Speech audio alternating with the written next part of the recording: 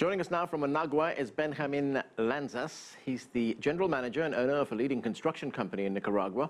Also with us here in Washington is Eric Farnsworth. He's the vice president of the Council of the Americas and an expert on U.S. foreign and trade policy. Thanks to both of you for joining us. Eric, huge project, $50 billion. Supposedly it will be completed in 5 years. In your view, is this a viable project? Because we're already hearing a lot of skepticism. Well, let me give you a very definite maybe. There is a lot of skepticism because a lot of the questions that have been asked around a project of this magnitude simply haven't been answered. It's engineering studies, environmental studies, some foreign policy issues related, for example, to Nicaragua's neighbor, Costa Rica. And then you have the whole question of who is really behind this. Of course, the operator, HKND, and the president there, Wang Jing. But who does he represent? What is the company's basis? Who really owns it? These are some pretty big questions. Having said that, it does seem to be a serious effort, and the government of Nicaragua is clearly behind it. So you do have a lot of steps to go before it is actually built and opened and operated, but at the same time, it does seem to be, at least initially, a serious effort. So we have to see how it progresses going forward. Right, Benjamin, Eric hit upon a lot of points there, rather, points that we don't know what's going on with this canal. We don't have a lot of information. You yourself have said that the canal has one enemy, and that's a lack of information. Why is there so little information about this, especially from the Nicaraguan government? I agree with 100% what Eric said. The problem is that the studies are not complete. HKND is working on the environmental studies and the pre-engineering projects. They have to overcome a really big step, which is to buy the property in which the route of the canal is set. Since they haven't been able to buy all the property, they haven't been able to do all the geological studies and all the engineering studies that they need to do to follow up with the engineering studies. Once they complete the first step, which is to buy the land, then they can proceed with the second step, which is to do the engineering studies and then the engineering design, so they can start construction. That is the biggest problems they're having right now. And since they don't have that information, they cannot give it out to the public. And this lack of information creates a lot of doubt. And that doubt is what's hurting the project right now. Eric, when we look at the construction of something like this canal, I guess the question is, do we need another canal? Well, a lot of people would say no.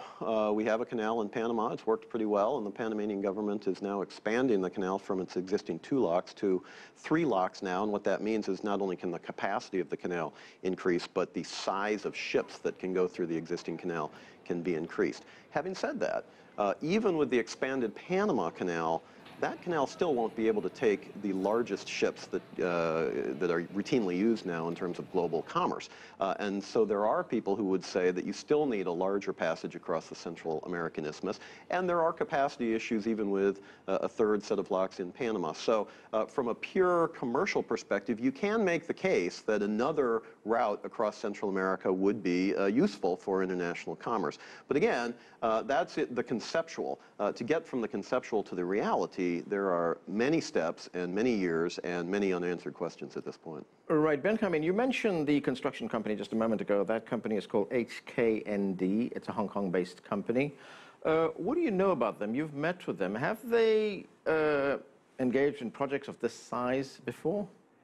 No, HKND is not a construction company. We have met with them. We have met with their chairman and with many of their affiliates. They are basically a general manager of the project. They're the ones that have the concession given to them by the Nicaraguan government.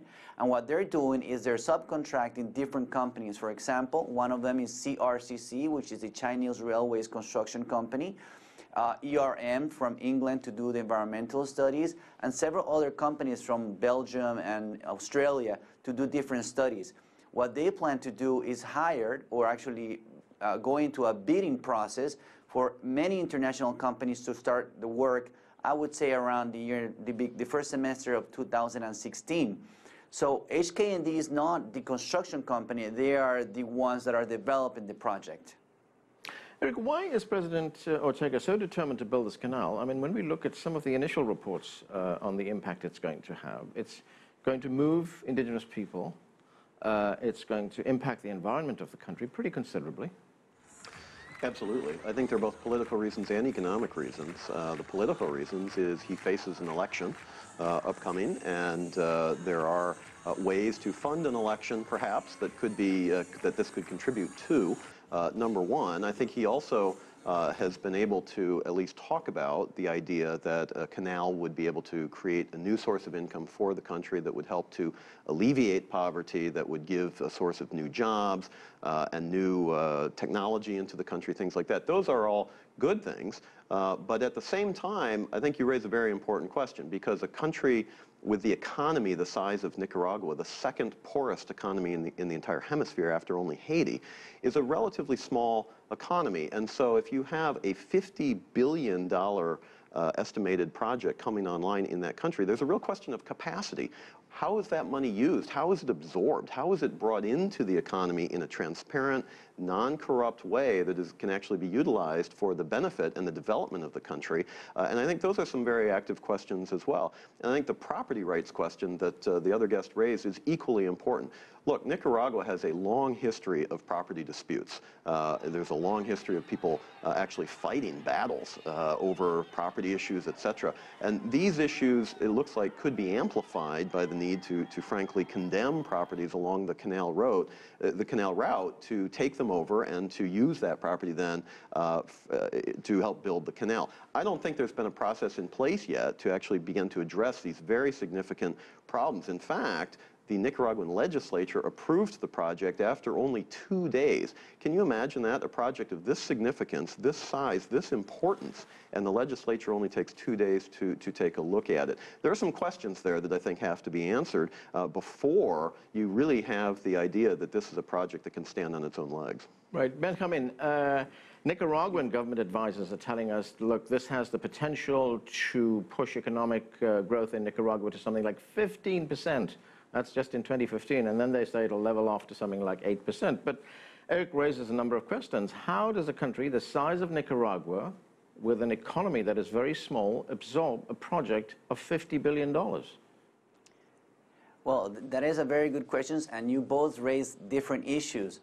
I don't believe this is a political, elective tactic that the President Ortega is trying to use. He has the majority of the votes, and I don't really think he needs this project to win an election, which is at the end of 2016. On the other hand, it is true, Nicaragua has the poorest infrastructure of the whole Central American region. We don't have ports, the highway system is very, very small, et cetera, et cetera. So the way we see this project is that it will bring many benefits to the country, even if the whole project is not completed. Even if only a port in the Atlantic and a port on the Pacific and a connecting highway is completed, Nicaragua will definitely benefit. Yes, we have many doubts. The whole issue about the way the whole law was changed. It took 2 or 3 days for it to get approved, but it took several months for discussions behind closed doors, I would say, between the Congress and HKND for the law to be approved. This is a process that publicly was given out last year, but actually a year and a half ago, but it has been in the process for about 2.5 years.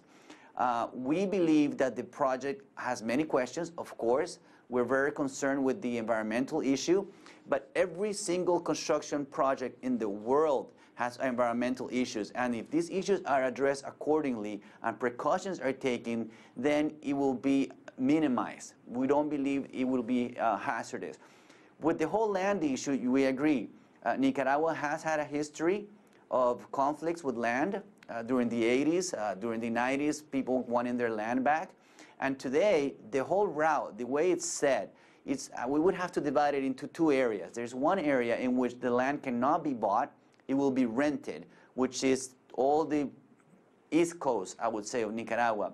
And in the Pacific area, the land will be definitely bought. Negotiations are on the way with different landowners, and the idea behind the whole negotiation is HKND and the government of Nicaragua has said it many times that the Nicaraguans that are affected by this canal should be in a better position, economical position, after the canal goes through than before the canal was there. So they have the idea that this project will bring a lot of benefit, not just to the people around the zone, but to the whole country and actually the whole area of Central America. Well, Eric, let's look at that cost-benefit. National Geographic had a story, actually, which said that something like 400,000 hectares of wetlands and rainforest are going to be destroyed because of this project. The government comes back and says, look, it's going to create 400,000 jobs, which has the potential to lift a lot of people out of poverty.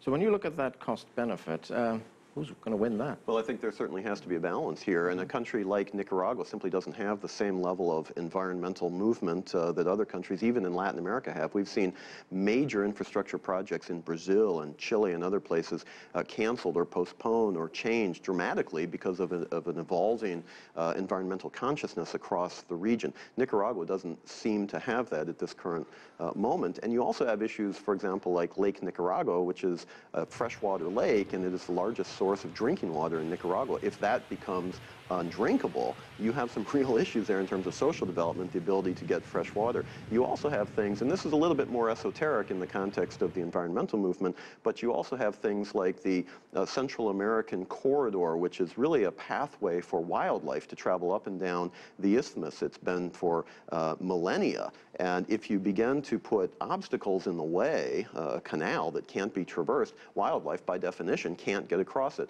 The developers have said they're going to put bridges or some sort of traverses across a canal, but really, is that something that is going to change in an effective way the damage that would otherwise be done to the biodiversity in Central America? I think these are very significant questions, and it's not just a Nicaragua issue. This is a Central America issue.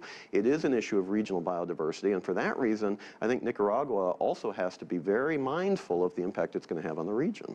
I agree 100% with what Eric was saying, but then again, the canal, the original route has been changed 3 times. And HKND and the government in Nicaragua are trying everything possible for this environmental impact to be minimized. So the wetlands and different areas are trying to be preserved. Another issue is that Nicaragua, because of its poverty, is already cutting our forests down. So a lot of deforestation is going on in the country right now without the canal. So yes, these are some issues that we have to address. We have to take care of the lake. I agree. It is a very large water reserve. Of course, we have to be very careful with it. And with the biodiversity, that's why we need to finish the studies that are being done by the company, the British company, ERM, to see what's going to happen with the wildlife transferring from north to south or south to north. That's an issue, and we have to address it whenever we finish the studies. All right, Benjamin, the question I had was, and I've just got a little bit of time left, is there any way of telling where the Nicaraguan people stand on this? Yes, of course. There has been several surveys. The last survey came out last week, and close to 80% of the Nicaraguan people support the project. There is about 10% that have either haven't made up their mind, they're undecided, and then there is 7% approximately of the Nicaraguan people that were surveyed that do not, for some reason, support this project. Okay, Eric, very quickly, how is this project being viewed by the United States? I mean, does the United States feel, yes, we do need another canal, we welcome this, we'll even put money into it? The U.S. hasn't really even taken an official position on it. They've said, look, we're watching it. They have made a statement about transparency and the need to get more information out there. I think they're really trying to get at it from that perspective. Who's behind it? What's the ultimate impact? How are the negative impacts going to be mitigated? And where's it going from here? But they haven't taken an official position one way or the other. All right, Eric Farnsworth, Benjamin Manas, thanks to both of you for joining us.